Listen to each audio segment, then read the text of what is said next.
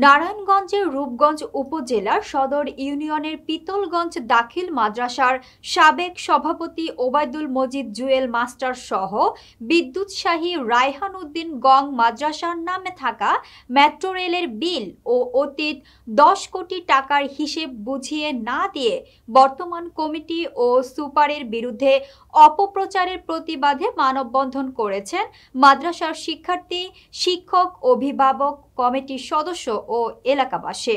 Desk রিপোর্টে দেখুন বিস্তারিত। 18 আগস্ট রবিবার সকালে উপজেলার ডেমরা কালীগঞ্জ সড়কের পিতলগঞ্জে এই মানববন্ধন অনুষ্ঠিত হয়। এতে বক্তব্য রাখেন অ্যাডহক কমিটির সভাপতি মোহাম্মদ রনি ভূঁইয়া, ভারপ্রাপ্ত সুপার মাওলানা মোকসিদুর রহমান, মাদ্রাসার সাবেক সভাপতি জাইদুল রহমান ভূঁইয়া, মসজিদ কমিটির কোষাধ্যক্ষ সেলিম সহ স্থানীয়রা। পাওয়ার পর মাদ্রাসার সবকিছুই গুটিয়ে দেখতে গিয়ে দেখলাম মাদ্রাসায় অনেক দুর্নীতি হয়েছে, অনেক ভুয়া জমি ক্রয় করা হয়েছে। দেন আমি জুয়েল মাস্টারের সাথে আলাপ করলাম, জিজ্ঞেস করলাম যে কে কে আছে জড়িত সাথে। তখন উনি বিভিন্ন লোকের নাম বললো। আর যে 90 লাখ টাকা আমার চাচার নামে ইলিগেন্স লাগানো হয়েছে, যে আমার চাচা 90 লাখ টাকা মাদ্রাসা থেকে নিয়ে গিয়েছে, আত্মসাৎ করেছে। উনি কিভাবে মাদ্রাসার সম্পত্তি মাদ্রাসা টাকা আত্মসাৎ করবে? উনি তো কোনোদিন মাদ্রাসার কমিটিতে ছিল না। সো যেই ব্যক্তি মাদ্রাসার কমিটিতে নাই, উনি কিভাবে 90 লাখ টাকা আত্মসাৎ করলো? এটা গণমাধ্যম কর্মীদের মাধ্যমে আমি আইন প্রশাসনের কাছে জোরালো বিচার দাবি করছি। এটা উদ্ধারের জন্য আমরা ইউনূস স্যারের কাছে গেলাম। ইউনূস স্যার যাওয়ার পরে আমার বাবা বিগত 1986 সাল থেকে 2021 সাল পর্যন্ত প্রায় 32-34 বছর আমার বাবা মাদ্রাসার সভাপতি ছিল।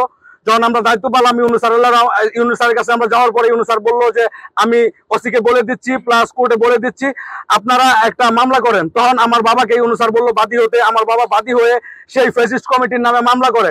মামলা করার পর যখন মামলাটা এফআইআর থেকে কোর্ট থেকে আসার পর আমরা ওসি স্যারের কাছে যাই যে ওসি স্যার পদক্ষেপ নেন। তখন ওসি স্যার পদক্ষেপ নিয়ে দেখে যে ফ্যাসিস্ট কমিটির যে সভাপতি জুয়েল মাস্টার, উনি বাংলাদেশেই নাই, উনি আমেরিকা চলে গেছে। এখন বর্তমানে ফ্যাসিস্ট কমিটির বিদ্যুৎশাহী রায়হান উদ্দিন এই এলাকায় অবস্থান করতেছে। আপনারা রায়হান উদ্দিনের কাছে জিজ্ঞেস করেন এর কি অবস্থা, কি পদক্ষেপ তারা নিচ্ছে।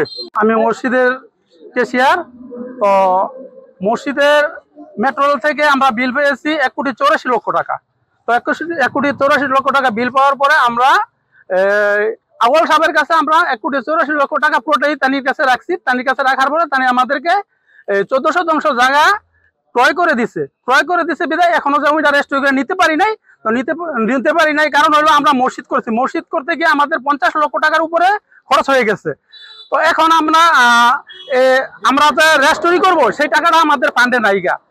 তো তারা বলছে যে সমাজবাসী যারা আছে তারা বলছে যে আমরা সবাই মিলে এই টাকাটা সংগ্রহ করে তারপর ওনার কাছ থেকে আমরা জমিটা রেজিস্ট্রি করি। মেট্রো রেলের বিলের 10 কোটি 70 লক্ষ টাকা উত্তোলন করেছে সাবেক কমিটির সভাপতি এবং সাবেক সুপার এবং অন্যান্য কমিটির যারা ছিল, তারা এগুলি উত্তোলন করে কিছু জমি কিনেছে এবং সেই জমির যে ভাউচার দেখায় তার ভিতরেও ভুয়া জমি অনেকই প্রমাণিত হয়েছে এবং জমি অনেক টিকে না।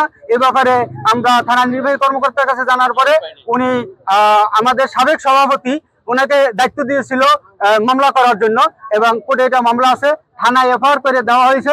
এখন পর্যন্ত মামলাটা এন্ট্রি হচ্ছে না।